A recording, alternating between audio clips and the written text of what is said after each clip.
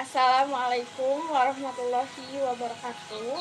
Perkenalkan, nama saya Ulfah Eni, kelas 11 IPA 4. Di sini saya ingin mengenalkan teman-teman saya yang akan menjelaskan tentang fungsi rongga mulut dalam sistem pencernaan manusia. Yang pertama ada Dea Melani, kedua Salsabila Hasan, ketiga Nabila Dewi Septiani, keempat Repina Novia Ruswandi. Simak videonya sampai akhir. Fungsi rongga mulut dalam sistem pencernaan manusia. Rongga mulut adalah organ pertama dari saluran pencernaan. Di dalam rongga inilah terjadi dua proses pencernaan, yaitu proses kimia dan mekanik. Rongga mulut berfungsi untuk mengunyah, memproses makanan secara kimiawi, dan juga menyalurkan makanan ke dalam lambung. Dalam sistem pencernaan manusia, mulut adalah organ pertama dari saluran pencernaan. Saat kamu mengonsumsi makanan, langkah pertama dalam proses pencernaan dimulai dari organ tersebut. Ada dua jenis pencernaan terjadi dalam rongga mulut, yaitu pencernaan kimia dan pencernaan mekanik. Pencernaan mekanik terjadi ketika kamu mengunyah makanan dan memecahnya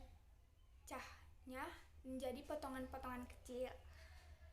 Sementara pencernaan kimia terjadi saat kelenjar ludah menambahkan enzim makanan untuk pemecahan lebih lanjut.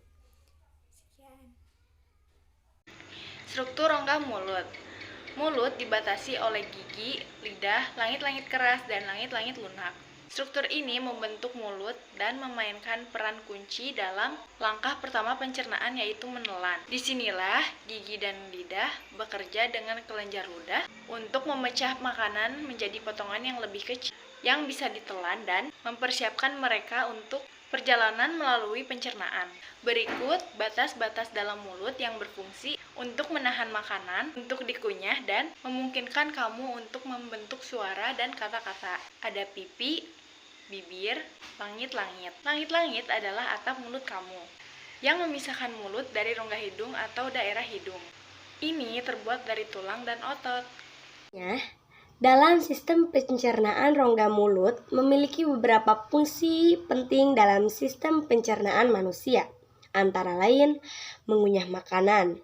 Gerakan rahang memungkinkan gigi untuk menggiling makanan menjadi potongan-potongan kecil.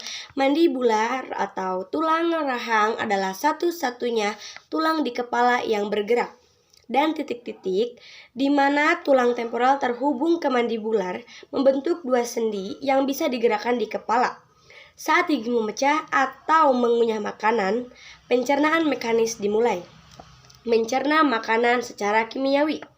Air liur yang dikeluarkan oleh kelenjar ludah juga membantu proses pencernaan kimiawi.